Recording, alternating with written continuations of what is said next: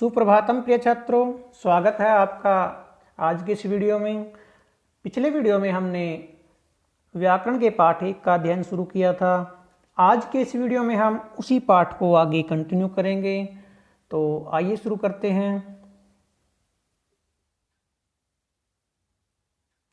हमारे पाठ का नाम है संस्कृत वर्णमाला एवं उच्चारण स्थान। इसके अंतर्गत हमने संस्कृत वर्णमाला के बारे में पढ़ लिया था और उच्चारण स्थानों के बारे में भी कुछ उच्चारण स्थानों का अध्ययन हमने कर लिया था। तो आज हम पढ़ेंगे, यहाँ से हम आए थे उच्चारण स्थान नंबर 6 पर। 6 में बताया गया है अंग ये न म।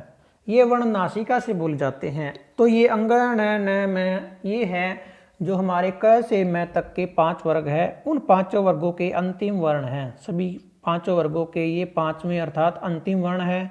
तो इन अंतिम वर्णों का उच्चारण स्थान क्या होता है? नासिका होती है। आगे बताया गया है नासिका अनुस्वारस्य अर्थात इन वर्णों के अतिरिक्त अनुस्वार जो हम ऊपर बिंदु लगाते हैं किसी शब्द के ऊपर, उसे कहते हैं अनुस्वार। अनुस्वार का उच्चारण स्थान भी नासिका होता है। अतः यह भी नासिक्य वर्ण है। जो हमारा अनुस्वार है यह भी क्या है? नासिक्य वर्ण है। यहाँ पर यह स्पष्ट करना अति आवश्यक होता है क्या चीज कि नासिक्य वर्णों के दो उच्चारण स्थान होते हैं। जितने भी हमारे 6 वर्ण हमारे नासिक्य हैं, क अंग यण न म और अनुस्वार, ये 6 वर्ण क्या है? नासिक्य वर्ण है। इन 6 वर्णों के दो उच्चारण स्थान होते हैं क्योंकि ये प्रत्येक वर्ग ये जो वर्ण है ये प्रत्येक वर्ग के पंचम वर्ण है। अतः इन वर्णों का एक उच्चारण स्थान तो प्रत्येक वर्ग वाला हुआ। अर्थात जो ये 5 वर्ण है ये प्रत्येक वर्ग अर्थात क वर्ग से लेकर के प वर्ग तक, क वर्ग, च वर्ग, त वर्ग, ट वर्ग और प वर्ग, इन 5 वर्गों के अंतिम वर्ण है। तो एक उच्चारण स्थान तो इनका वो है जो इनके वर्ग का उच्चारण स्थान है और दूसरा उच्चारण स्थान इनका क्या है? और नासिका है। और दूसरा उच्चारण स्थान इनका नासिका है। आगे कहता है ध्यान से देखिए क वर्ग अर्थात क ख ग घ ङ का उच्चारण स्थान कंठ है। इनमें से पंचम वर्ण ग का एक उच्चारण स्थान तो कंठ हुआ, ठीक है, और दूसरा उच्चारण स्थान नासिका है। इस प्रकार अंग वर्ण के 2 उच्चारण स्थान। अब इन्हीं बातों को अलग अलग करके बताया गया है जो मैंने ऊपर आपको बताई है। अर्थात जो 5 वर्गों के अंतिम वर्ण है उनके 2 उच्चारण स्थान होते हैं। एक तो उनके जिस वर्ग में वो आते हैं उस वर्ग का उच्चारण स्थान है जो वो भी उसका उच्चारण स्थान है, और दूसरा सभी का क्या है? नासिका है। उसके बाद च वर्ग में कौन कौन से वर्ण आते हैं? च, छ, ज, झ, य। तो इसमें से पंचम वर्ण अर्थात य का उच्चारण स्थान तालु हुआ और दूसरा नासिका। इस प्रकार य वर्ण के तालु और नासिका 2 उच्चारण स्थान हुए, ठीक है। आगे कहता है ट वर्ग अर्थात ट, ठ, ड, ढ, ण का उच्चारण स्थान मूर्धा है, ठीक है। तो इसके जो इनमें से पंचम वर्ण अण का एक उच्चारण स्थान तो मूर्धा हुआ और दूसरा उच्चारण स्थान नासिका, ठीक है। इस प्रकार अण वर्ण के मूर्धा और नासिका 2 उच्चारण स्थान हुए। आगे कहता है त वर्ग का उच्चारण स्थान क्या होता है? त, थ, द, ध, न का उच्चारण स्थान क्या होता है? दंत। इनमें से पंचम वर्ण जो इनका 5वां अंतिम वर्ण है न, उसका एक उच्चारण स्थान तो क्या हुआ? एक उच्चारण स्थान तो दंत हुआ और दूसरा उच्चारण स्थान नासिका, ठीक है। उसके बाद कहता है इस प्रकार न वर्ण के दंत और नासिका 2 उच्चारण स्थान हुए। आगे कहता है प वर्ग के अंतर्गत प, फ, ब, भ, म वर्णों का उच्चारण स्थान ओष्ठ है। इनमें से पंचम वर्ण म है उसका एक उच्चारण स्थान तो क्या हो गया? ओष्ठ हो गया और दूसरा उच्चारण स्थान नासिका। इस प्रकार म वर्ग के भी क्या हो गए? ओष्ठ और नासिका 2 उच्चारण स्थान हुए। ठीक है, अतः विद्यार्थियों को यह अच्छी प्रकार से समझ लेना चाहिए कि यदि परीक्षा में अंग य न म इन 5 वर्णों का उच्चारण स्थान पूछा जाए तो विद्यार्थी ऊपर बताए गए दोनों उच्चारण स्थानों में से किसी को भी लिख सकते हैं। अर्थात जैसा कि आपको बताया गया है कि इन 5 वर्णों के 2-2 उच्चारण स्थान होते हैं। अगर आपसे इन 5 में से किसी एक का उच्चारण स्थान पूछा जाए तो या तो आप नासिका लिख सकते हैं या फिर जिस वर्ग के अंतर्गत वो वर्ण आता है उस वर्ग का जो उच्चारण स्थान है वो भी हम वहां पर लिख सकते हैं। ठीक है, आगे इन्हीं वर्णों के बारे में बताया गया है अलग अलग से। अंग ये न म इनके उच्चारण स्थान अंग का कंठ और नासिका है, और ये का तालु और नासिका, ण का मूर्धा नासिका, और जो न है न का दंत और नासिका, म का ओष्ठ और नासिका। ठीक है, आगे ये चित्र की सहायता से आपको समझाया गया है यहाँ पर कि किस उच्चारण स्थान से कौन कौन से वर्ण बोले जाते हैं। इसको आप आगे तालिका के अंतर भी पढ़ेंगे। तो आगे चलते हैं, हमारा जो 7वां पॉइंट है कंठ तालु। कंठ तालु ए और ऐ वर्ण कंठ और तालु दोनों स्थानों से मिलकर बोले जाते हैं, अतः ये कंठ तालव्य वर्ण कहलाते हैं। जो ए और ऐ है हमारे 2 वर्ण हैं, इनका उच्चारण स्थान कंठ और तालु इन दोनों अंगों की सहायता से किया जाता है, इसलिए इसका इन दोनों वर्णों का उच्चारण स्थान क्या हुआ, कंठ तालु। तो इन दोनों वर्णों को हम कंठ तालव्य वर्ण भी कहते हैं। आगे हमारा 8 पॉइंट है कंठोष्ठ। कंठोष्ठ ओ और औ, ओ तथा औ वर्ण कंठ तथा ओष्ठ दोनों स्थानों से मिलकर बोले जाते, कंठ और ओष्ठ, अतः इन्हें कंठोष्ठ्य वर्ण कहते हैं। ठीक है, यानी कि जो ओ और औ है इन दोनों का उच्चारण स्थान कंठ और ओष्ठ दोनों अंगों की सहायता से होता है। तो आगे है दंतोष्ठ। दंतोष्ठ के अंतर्गत सिर्फ एक ही वर्ण आता है, वह वर्ण दांत और ओष्ठ से मिलकर बोला जाता है, क्योंकि जब भी हम व का उच्चारण स्थान करते हैं तो हमारे जो होठ हैं वो क्या करते हैं, दंत यानी दांत, हमारे दांतों का स्पर्श करते हैं, इसलिए जो व वर्ण का उच्चारण स्थान क्या हुआ, दंतोष्ठ। इसे हम दंतोष्ठ्य वर्ण भी कहते हैं। आगे है जिह्वा मूल। ठीक है, तो सबसे पहले आपको ये पता होना चाहिए कि जिह्वा मूल किसे कहते हैं। कि एक होता है हमारा विसर्ग, ठीक है, जैसे हमने यहाँ पर विसर्ग लगा दिए विसर्ग। तो एक होता है अर्ध विसर्ग, जैसे हम यहाँ पर ऐसे अर्ध आधे आधे लगाएंगे इनको विसर्गों को, तो ये होता है अर्ध विसर्ग। जब ये अर्ध विसर्ग क और ख के सामने लगे हों, ठीक है, जब अर्ध विसर्ग क और ख के सामने अर्ध विसर्ग का निशान आ जाए इस प्रकार से ऐसे, ठीक है, तो उस समय इनको हम जिह्वा मूल का नाम देते हैं। ठीक है, जब क और ख के सामने अर्ध विसर्ग आ जाएं तो उन्हें तब हम जिह्वा मूल कहते हैं।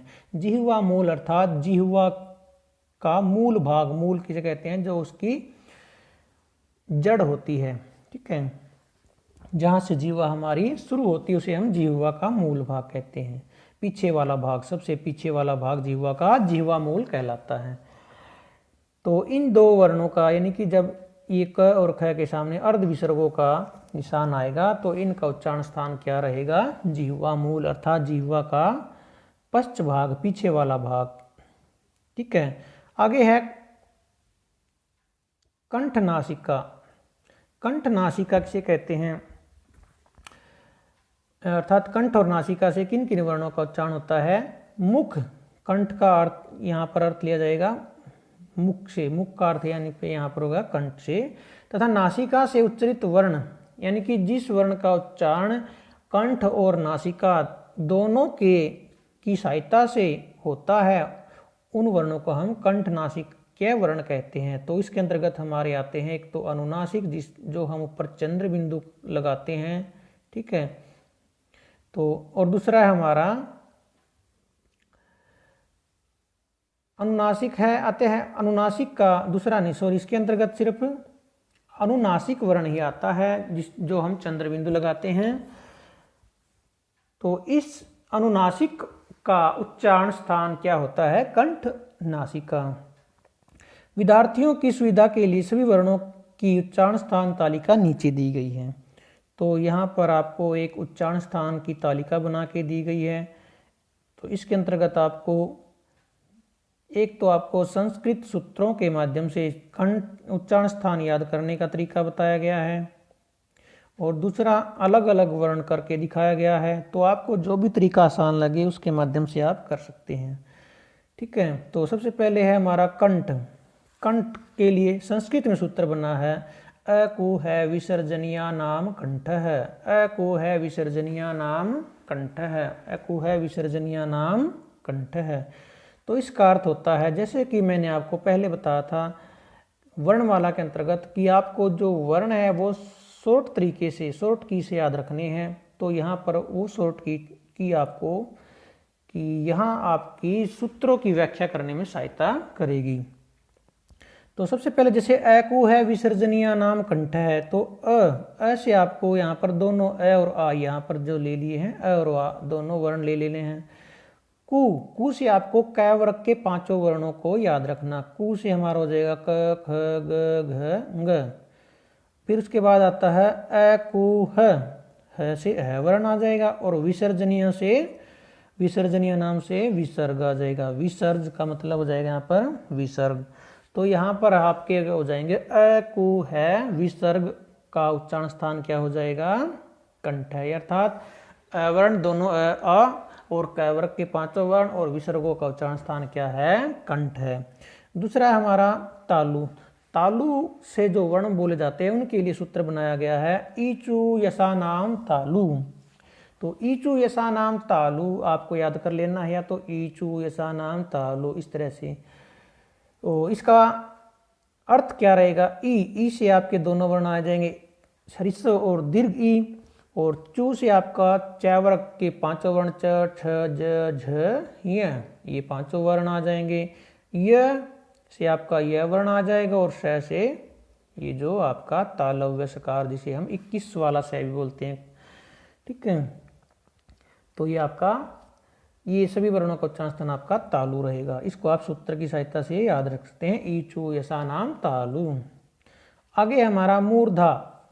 मूर्धा के लिए, मूर्धा से जो वर्ण बोले जाते हैं उनके लिए जो सूत्र बनाया गया वो है ऋटूर्षाणाम मूर्धा।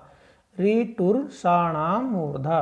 तो री से हमारे हो जाएंगे दोनों री, टू से हमारा ट वर्ग, और र से र वर्ण, और स से षटकोण वाला जो ये स। तो इन वर्णों का उच्चारण स्थान क्या हो जाएगा?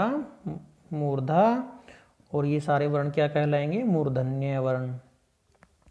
आगे हमारा दंत। दंत से क्या कौन कौन से वर्ण बोल जाते हैं उनके लिए सूत्र है लृतुलसानाम दंत है। लृतुलसानाम दंत है। तो लृ से लृ स्वर हमारा आ जाएगा, तू से पूरा तय वर्ग आ जाएगा, ल से ल वर्ण, और स से ये वाला स आ जाएगा, ये वाला स आ जाएगा, दंत, दंत्य सकार। तो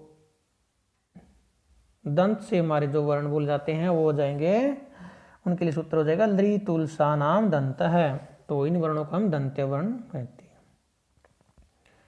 आगे हमारा ओष्ठ। ओष्ठ से जो वर्ण बोले जाते हैं उनके लिए सूत्र है उपू पधमानिया नाम ओष्ठौ। उपूप धमानिया नाम ओष्ठौ। तो इसका अर्थ हो जाएगा ऊ से हमारे दोनों ऊ वर्ण आ जाएंगे, ऊ स्वर जो हमारे हरित और दीर्घ ऊ है। पू से हमारा पै वर्ग आ जाएगा पूरा, जैसे मैंने आपको बता दिया कि पै वर्ग को पू से याद रखना, आपको क वर्ग को कू से, पै वर्ग को पू से, च वर्ग को चू से, ट वर्ग को टू से याद रखना है। उपधमानीय। तो उपधमानीय किसे कहते हैं इसके बारे में आपको बता देता हूं। जैसे मैंने आपको बताया था कि क और ख से पहले अर्ध विसर्ग का निशान आने पर उसे हम जीवामूल कहते हैं। इसी प्रकार प और फ से पहले अगर अर्ध विसर्ग का निशान आ जाए इस तरह से, तो वहां पर हम उसको उपधमानीय कहते हैं। उन विसर्गों को, वहां पर हम उन वर्णों को क्या कहेंगे? उपधमानीय वर्ण। तो उपधमानीय का प्रयोग आपको यहाँ पर कहीं मिलेगा नहीं। ये इसका प्रयोग पहले वैदिक संस्कृत में ही होता था, अब इस लौकिक संस्कृत में जीवा मूल और उपधमानीय का प्रयोग नहीं होता है। तो हमें बस यहाँ पर इनके बारे में जानना है क्या होते हैं, इनके उच्चारण स्थान को याद रखना है। तो ओष्ठ के अंतर्गत क्या आएंगे, उपधमानिया नाम ओष्ठौ, उपधमानिया नाम ओष्ठौ, ऊ से दोनों वर्ण, प से पू से पैवर्ग, उपधमानिया से प और फ के सामने जो अर्ध विसर्ग का निशान आता है ये वाले वर्ण आ जाएंगे। तो इन सभी का उच्चारण स्थान क्या हो जाएगा, ओष्ठ। नासिका, नासिका के बारे में आपको पता है, एक तो आया था हमारे जो अंतिम वर्ण होते हैं पांचों वर्गों के, तो इसके लिए सूत्र है यमंगणना नाम नासिका, यमंगणना नाम नासिका। और नासिका अनुस्वारस्य, ये दो आपको याद रखने हैं, नासिका अनुस्वारस्य और एक है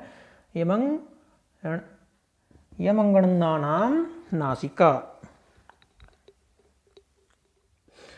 तो ये अंग, ये मैं, अंग, ण और न, ये तो हमारे हो गए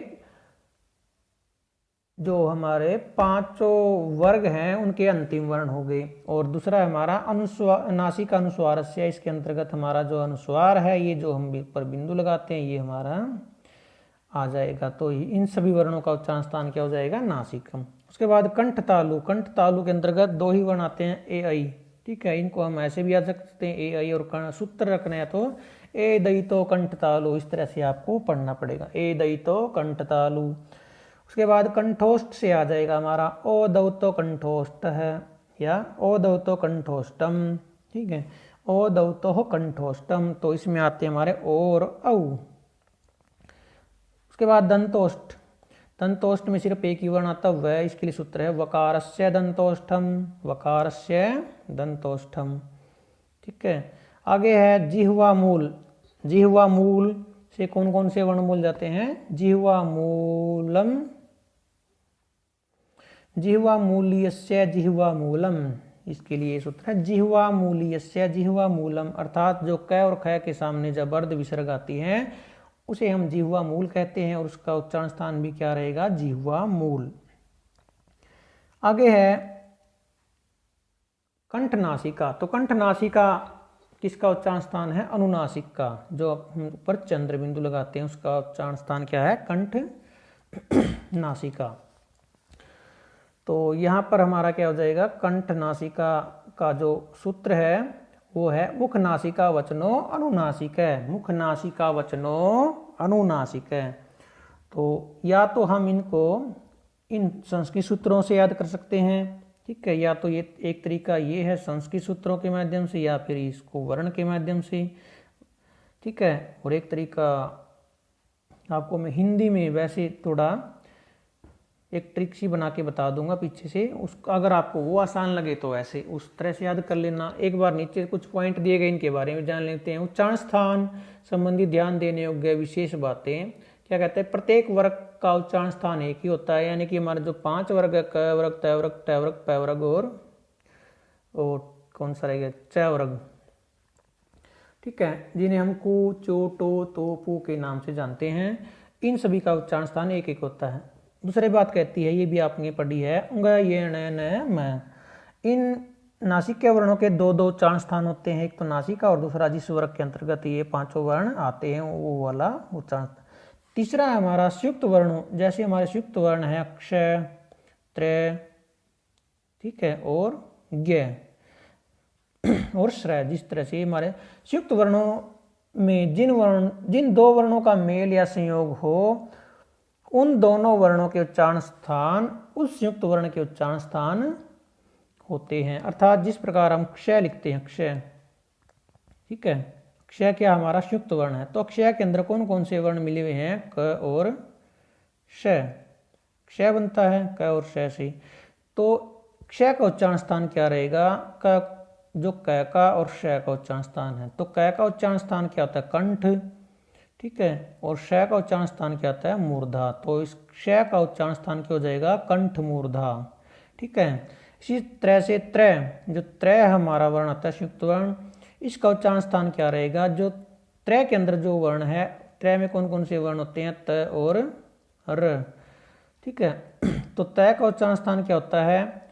दंत। ठीक है। और र का उच्चारण स्थान क्या होता है? मूर्धा। तो त्रय का उच्चारण स्थान क्या हो जाएगा? दंत मूर्धा। ठीक है। उसी प्रकार से जैसे हमारा होता है ज्ञ। ज्ञ में कौन कौन से वर्ण हैं? ज और य। तो ज का उच्चारण स्थान क्या है? तालु। और य का उच्चारण स्थान भी क्या है? तालु। तो ज्ञ का उच्चारण स्थान क्या रहेगा? सिर्फ तालु ही रहेगा, क्योंकि इन दोनों वर्णों का उच्चारण स्थान क्या है? तालु। तो एक ज का उच्चारण स्थान नासिका भी होती है। ठीक है। तो इसलिए हम ज्ञ का उच्चारण स्थान तालु और नासिका भी लिख सकते हैं। ठीक है। तालु और नासिका भी लिख सकते हैं। ठीक है। आगे क्या है हमारा? जैसे श्रय भी आ जाता है एक बार, कई बार श्रय, जिसे हम श्री में लिखते हैं श्रय। तो श्रय का उच्चारण स्थान क्या होता है? श्रय के अंदर कौन कौन से वर्ण होते हैं? ये वाला स होता है और एक र होता है। तो स का उच्चारण स्थान क्या होता है?